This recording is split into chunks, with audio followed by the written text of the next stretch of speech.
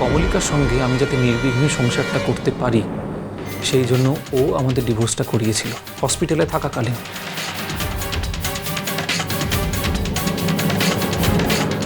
কিন্তু তার মানে এই নয় যে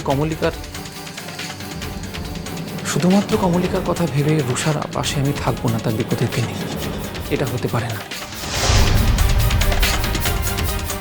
আর ঠিক সেই কথাটা ভেবেই রুষা যখন অসুস্থ হয় তাকে আমি এখানে এই বাড়িতে নিয়ে আসি। এখন দেখুন, কমলিকার মনে হয়েছে যে ও চলে গেলে আমরা দুজনে নাকি স্বাচ্ছন্দ্যে থাকবো, তাই সে নিজের ইচ্ছে এই বাড়ি ছেড়ে চলে গেছে। আপনি তো জানেন ও যা ভালো বোঝে সেটাই করে এসেছে সারা জীবন। হ্যাঁ, তবে এই কথাও ঠিক যে আমি তাকে আটকাইনি, কারণ আমি জানতাম যে আটকে কোনো লাভ হবে না। কমলিকা আজ অব্দি কারোর কথা শুনিনি নিজের কথা ছাড়া। ও যা মনে করে সেটাইও করে। আর তাই কমলিকা যখন আমার জীবন থেকে পার্মানেন্টলি চলে গেল, তখন আমি আমার প্রাক্তন স্ত্রী রুষাকে নিজের জীবনে ফিরিয়ে আনার বন্দোবস্তটা পার্মানেন্টলি করে ফেলেছি।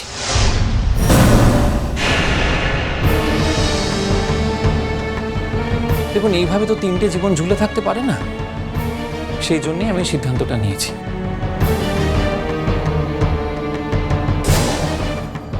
এখন আপনারা বলছেন যে আপনারা আইনের পথ ধরবেন, ধরুন, ইউ আর মোস্ট ওয়েলকাম।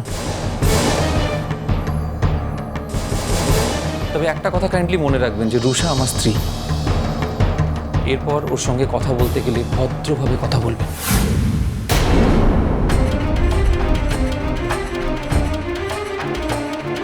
আপনাদের বিরুদ্ধে রুষা হয়তো কোনো মানহানির মামলা করবে না, তবে ওর কথা ভেবে আমি যে মানহানির মামলা করব না এমন কোনো গ্যারান্টি কিন্তু দিতে পারছি না স্যার। নমস্কার।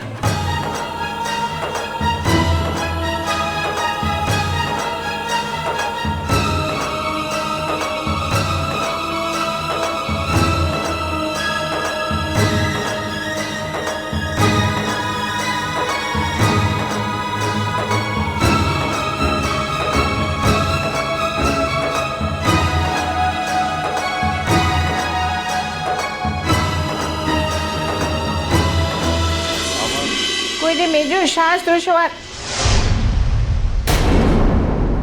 ও এখানে আছিস তোরা তাহলে? ও মা, দিদিভাই এসেছো? এত দেরি হচ্ছিল দেখে আমি ভাবলাম না, তা যে খুব একটা ভুল ভেবেছিস তা নয়। আমাদের নতুন ঠাকুরপুকে নিয়ে আসা কি চারটিখানি কথা নাকি? তাও যে শেষ পর্যন্ত আসতে রাজি হয়েছে আমার অনেক ভাগ্য। কই গো, কোথায় তোমরা? এসো।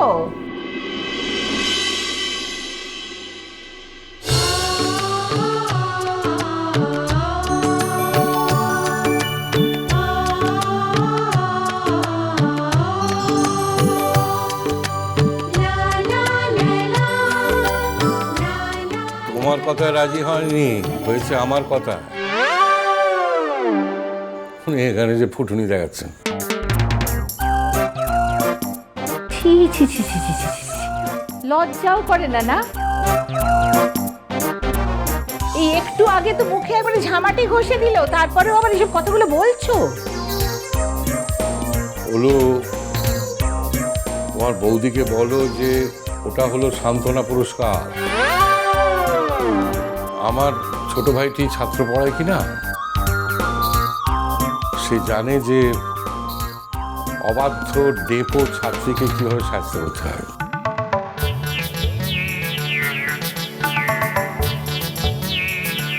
কি আমাকে ডেপো বললে তুমি?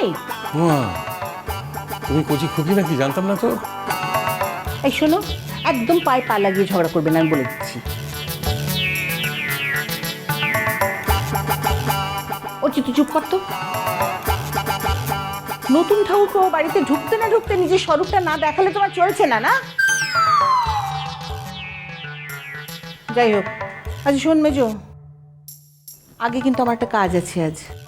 বৌদি, কথাটা শোনো না ভালো করে।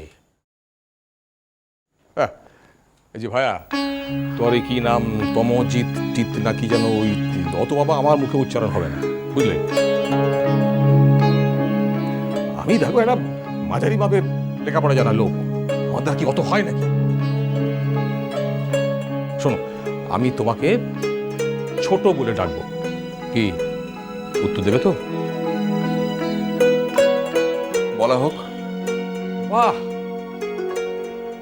ছোট, এই ছোট, ছোট, এই ছোট।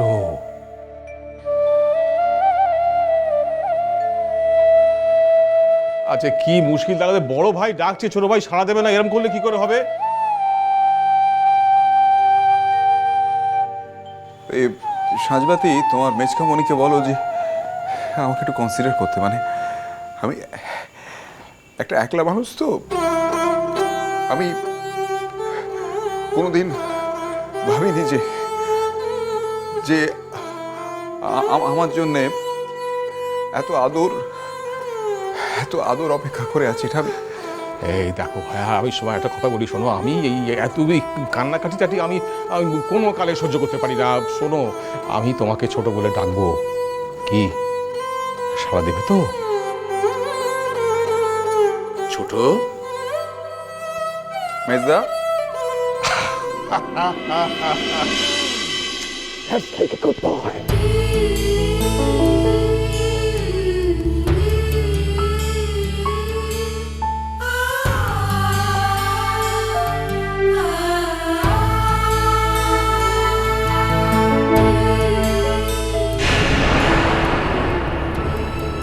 শোন ছোট, যে যাই বলুক, যে যত ক্রেডিটই নিক না কেন,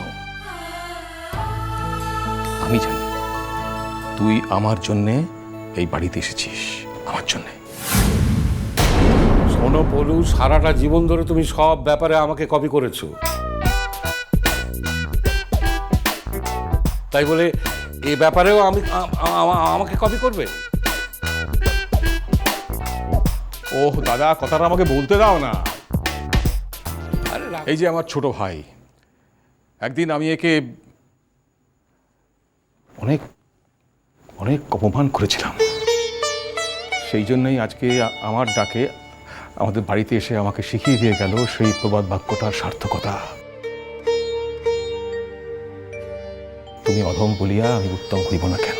মাই গড, প্লিজ মেজদা, এইভাবে যদি আমাকে বলা হতে থাকে, তাহলে আমি কিন্তু মানে এখান থেকে পাততাড়ি গুটিয়ে চলে যেতে আমার এতটুকু সময় লাগবে না। চলে যাবে, হ্যাঁ চলে যাবে, যা তো দেখি।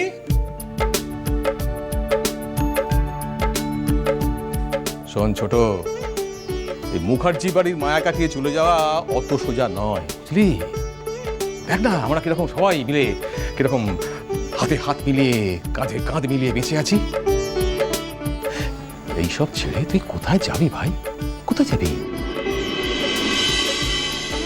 সত্যি বাপু, তোমাদেরও বলিহারি যাই, মানুষটাকে বসতে দেবার নাম নেই তোমাদের কারোর। ওই যে উনি আমার ভাইয়ের ভাগ্নে টানাটানি শুরু করে দিয়েছেন। আচ্ছা, আমি তো তোমার দাদাকে নিয়ে কখনো টানাটানি করি না। অবশ্য তোমার দাদা তো আর আমার ভাইয়ের মতো রত্ন নয়। শোনো, আমার দাদার উপর যে তোমার চিরকালের যত ক্রোধ, সে আর কে না জানে বলো। আমার দাদা তো বড় চাকরিটি করতেন না, তাই তো তোমার রাগ, সে কি আর আমি বুঝি না? আরে রাখো তোমার দাদার চাকরি, এরকম শিক্ষার বাড়ি আর কোথাও দেখেছো? আমার ভাই না তোমার দাদার মতো চাকরিকে এরা বাঁ হাতের কোড়ে আঙুল দিয়ে সই করে বরখাস্ত করে দিতে পারে। কি বললে, কি বললে? সাজবাতি, ব্যাপারটা থামাও,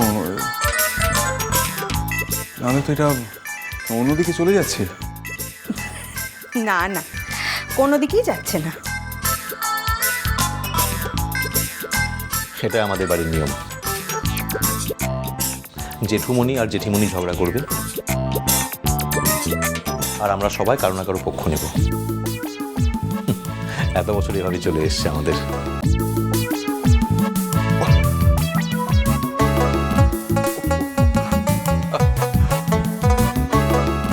সেই আসলে এতদিন ধরে তো মুদিকের ঘরতে এমন কিছুই ছিল না। তবে এটাও ঠিক যে আজকের দিনটাতে মনেটা হয়েছে যে মোরা মুদিকের ঘরটাতেই আনছি, আর মুদিকের সঙ্গে মুদিকের সকল কাছের মানুষগুলো আনছে। ও জেঠিমণি, তুমি কি একটা করবে বলছিলে, যাও না করে এসো। তোমাদের সঙ্গে একটা দারুণ কথা আছে আমার, মানে কথা বললে ভুল বলা হবে, একটা দারুণ প্ল্যান আছে।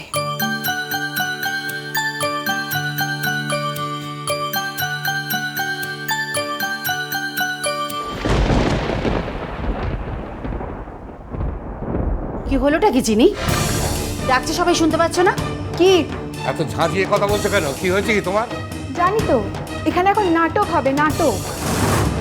খবরটা চিনি, ভদ্রভাবে কথা বলো। তোমার মতো এবারই কোনো ছেলে মেয়ে এরকম অসভ্য ভাষায় কথা বলে না।